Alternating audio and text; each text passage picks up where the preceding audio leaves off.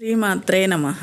నమస్తే అండి. ఈరోజు కూడా ఒక మంచి వీడియో. ఈ వీడియో దసరా నవరాత్రుల్లో 4వ రోజు లలితా త్రిపుర సుందరి అమ్మవారికి పూజ ఎలా చేసుకోవాలి, ఏ ప్రసాదాలు పెట్టాలి, పూజ అంతా ఎలా చేయాలి అమ్మవారికి అనేది నేను క్లుప్తంగా సులువుగా చేసుకునే విధానం పూజ చూపిపోతున్నానండి. మీకు అందరికీ నచ్చద్దు అనుకుంటున్నాను. నచ్చితే లైక్ చేసి షేర్ చేసి తప్పకుండా సబ్స్క్రైబ్ చేసుకొని పక్కనే ఉన్న బెల్ సింబల్ కొట్టే నేను పెట్టి ప్రతి ఒక్క వీడియో మీకు నోటిఫికేషన్ అవుద్దండి. పూజా విధానం అంతా కూడా చాలా సింపుల్గా చూపిస్తాను. అమ్మవారికి అమ్మవారి అనుగ్రహం తప్పకుండా కలగద్ది. ఓకేనండి. వీడియోలోకి వెళ్తే ఇక్కడ నేను నిన్న పెట్టిన పువ్వులు కానీ, ఇది 4వ రోజు కదండి, 3వ రోజు పెట్టిన పువ్వులు కానీ, ఇంకా అలంకారంకి చేసిన అన్ని వస్తువులు కూడా తీసేసుకొని శుభ్రంగా క్లీన్ చేసుకోవాలి. ఇంక ఇక్కడైతే పీట నీట్గా తుడుచుకోవాలి. అమ్మవారిని అయితే కదపకుండా తుడుచుకొని ఇప్పుడైతే అమ్మవారికి పూలతో అలంకరించుకోవాలి. మనం ఏం చేసినా పీట దేవుడు కదలకుండా చేయాలి కాబట్టి ముందు మామిడాకులు పెట్టుకుంటున్నాను. ఈరోజు లలితా త్రిపుర సుందరి అమ్మవారు కూడా లక్ష్మీదేవిలాగే కాబట్టి అమ్మవారికి మామిడాకులు పెట్టుకుంటున్నాను ముందుగా. తర్వాత అమ్మవారి ఫోటోకి ఇంకా నేను కాగడా పూలు వేసుకున్నాను. తర్వాత చామంతి పూలతో అందంగా అలంకరించుకుంటున్నాను. ఇక్కడ నేను పెద్ద దీపకుందులు పెట్టుకుంటున్నానండి. అవి ఈరోజు కూడా పెట్టుకుంటున్నాను. మనం పండుగలప్పుడు ఏదైనా పెద్ద పండగగా చేసుకున్నప్పుడు పెట్టుకుంటాము. అందుకే ఇప్పుడు పండగే కాబట్టి పెద్ద కుందులు కూడా పెట్టుకుంటున్నాను నేను. తర్వాత కామాక్షి అమ్మ దీపం పెట్టుకున్నాను. ఇంకా వినాయకుడిని కూడా పెట్టుకున్నాను. ఇంక ఇక్కడైతే ఇదిగోండి లలితా త్రిపుర సుందరి అమ్మవారు అన్నాను కదా, లలితాదేవి ఫోటో ఇదిగో చూడండి, చిన్నది నా దగ్గర ఉంది. ఇది 3 సంవత్సరాల క్రితం నేను ఈ ఫోటో పెట్టుకొని నవరాత్రులు చేసుకున్నానండి. ఎందుకంటే ఫస్ట్ అమ్మవారికి నవరాత్రుల్లో ఈ ఫోటో పెట్టి చేసుకున్నాను నేను. ఇంకా ఈరోజు అమ్మవారి పూజ కాబట్టి నేను ఆ ఫోటో కూడా పెట్టుకుంటున్నాను పూజలో. అయితే ఫోటోకి అభిషేకం ఎలా చేయాలో చూపిస్తాను. అయితే ఇప్పుడు ఇంకా దీపాలు పెట్టుకొని చక్కగా దీపారాజన చేసుకొని తర్వాత ధూపం వేసుకోవాలి. ముందు అయితే ధూపం వేసుకొని తర్వాత మనము పూజలోకి వెళ్ళాలి. తర్వాత ఫస్ట్ ఈరోజు నేను ఎర్రని అక్షంతలు ఎలా కలపాలో చూపిపోతున్నాను. ఎర్రని అక్షంతలు ఎలా కలపాలి అంటున్నారు. అయితే బియ్యం తీసుకొని, కొంచెం మంచిగా ఉండే బియ్యం తీసుకొని, ఎక్కువ ముక్కలైనవి కాకుండా కొంచెం కుంకుమ వేసుకొని దాంట్లో కొంచెం ఆవు నెయ్యి వేసుకోండి. ఒకవేళ ఆవు నెయ్యి లేకపోతే మీరు పూజకు వాడతారు కదా, ఆయిల్ కూడా కొంచెం వేసుకోవచ్చండి. వేసుకొని ఇలా కలుపుకుంటే ఎర్రని అక్షంతలు తయారవుతాయి. ఈ అమ్మవారికి ఎంతో ఇష్టం అక్షంతలు. ఈ అక్షంతలతో కూడా అమ్మవారికి పూజ చేసుకోవచ్చు. ఇంకా నేనైతే అక్షంతలతో ఇప్పుడు వినాయకుడికి పూజ చేస్తున్నాను.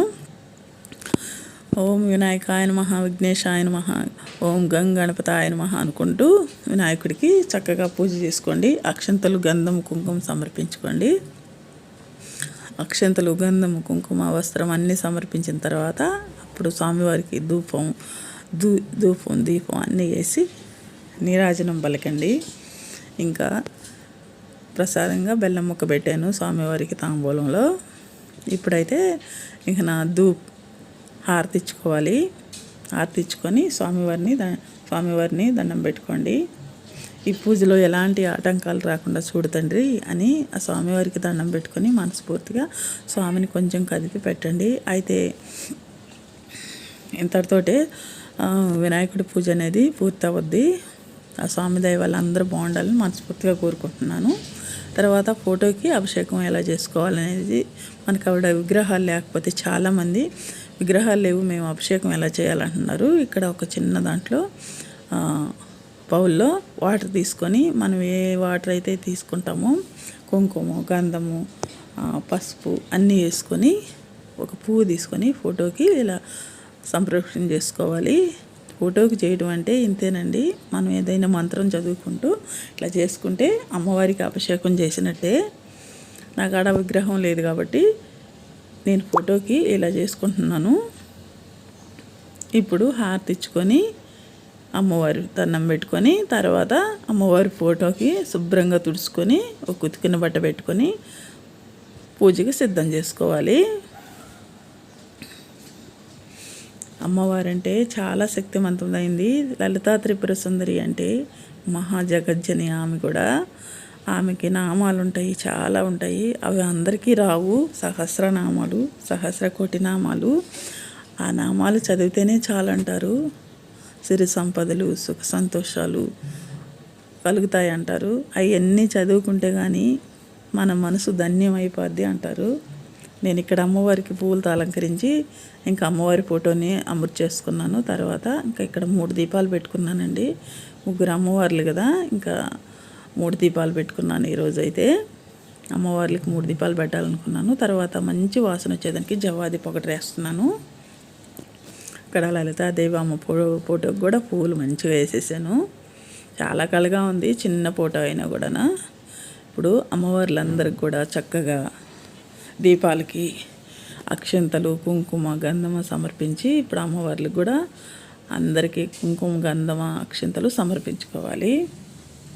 ఓం లలిత త్రిపుర సుందరే నమః అనుకుంటూ అమ్మవారికి అక్షంతలు, గంధము, కుంకుమ సమర్పించుకోవాలి. మన మనసులో లలితాదేవి నామాలు చాలా ఉంటాయి, అందరికీ తెలుసండి. అసలు అవి చాలామంది చదవలేరు. ఒకవేళ అవి కానీ చదివితే అమ్మవారి అనుగ్రహం దొరుకుతుందంట. తప్పకుండా వచ్చిన వాళ్ళు చదవండి, రాని వాళ్ళు అయితే దేంట్లో అయినా ఫోన్లో కానీ దేంట్లో అయినా పెట్టుకొని వినండి. తర్వాత చదివే వాళ్ళు ఉంటే మీ ఇంట్లో పక్కనే కూర్చొని చదివించుకుంటూ వాళ్ళు చదువుతుంటే మీరు పూజ చేసుకోండి. ఇన్నా కూడా సహస్రనామాలు ఎంతో మంచివంట.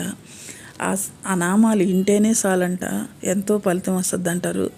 సహస్రనామాలు మేము సహస్రకోటి జపం కూడా చేస్తున్నామండి, శ్రీమాత్రే నమః అని. లలితాదేవి అమ్మవారు అంటేనే లలిత చదివితే చాలంటారు. అవి చాలామందికి నోరు తిరక్క చేయలేకపోతారు. బాగా చదివేవాళ్ళు అయితే చదువుతారు. చదువుకోనుండి చదువుకోగలుగుంటే తప్పకుండా చదవండి. అమ్మవారు అలా చదివితే అనుగ్రహం తప్పకుండా దొరుకుతుంది. ఆ తల్లి అనుగ్రహం దొరికితే అసలు ఇంక దేనికి లోటు ఉండదండి. ఇక్కడైతే నేను అష్టోత్తరం చేసుకుంటున్నాను. అదే పచ్చడి ఆకులు చూపించాను కదండి, అది మరువు. నాకు కొంచెం మరువు దొరికిందండి, దాంతో అమ్మవారికి అష్టోత్తరం చేసుకుంటున్నాను. అష్టోత్తరం చదివితం రాకపోతే అమ్మ పేరు తలుసుకొని చేయాలనుకుంటే ఓం లలితా త్రిపుర సుందరే నమః, ఓం లలితా త్రిపుర సుందరే నమః అనుకుంటూ అమ్మవారికి అష్టోత్తరాలు కూడా చేసుకోవచ్చు. అమ్మవారి పేరు తలుచుకుంటేనే ఎన్నో అనుభవాలు ఉంటాయండి. ఇక్కడైతే నేను అలా అమ్మవారికి అష్టోత్తరం చేసుకుంటా పువ్వులు ఇక్కడ కూడా దీపాలకు కూడా పెట్టుకుంటున్నాను. మనం పువ్వులు అమ్మవారి అష్టోత్తరాలు చేసేటప్పుడు కుప్పగా వేసే కన్నా ఇలా పెట్టుకుంటే కూడా చూసేదానికి కూడా అందంగా ఉంటుంది, మనకు కూడా మనసుకు తృప్తిగా ఉంటుందండి. ఇలా పెట్టుకున్నాను, చూడండి ఎంత బాగుందో. అమ్మవారు పేరు ఎలా ఉందో మనం పెట్టే వరుస కూడా ఇలాగే ఉంటుంది.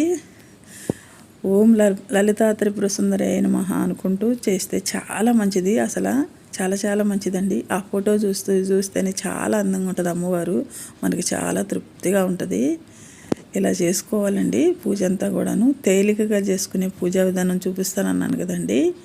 ఎక్కువ పూలు లేకపోయినా తక్కువ పూలతో కూడా అమ్మవారిని ఇలా అర్చించవచ్చు. ఇంకా అమ్మవారి పాదాల మీద కూడా అక్షంతలతో చేసుకొని తర్వాత కుంకుమ పూజ కూడా చేసుకున్న తర్వాత ఇప్పుడు అమ్మవారికి తాంబూలం.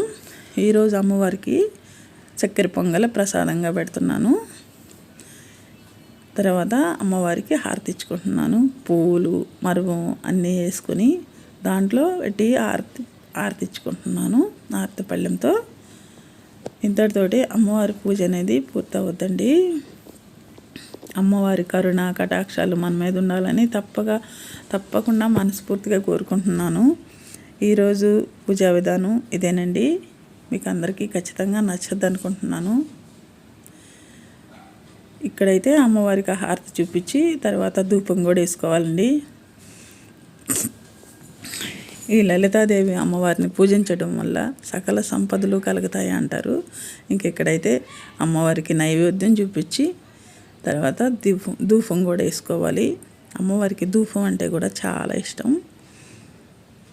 మనం కూడా కళ్ళద్దుకోవాలి ఆ ఆరతిని.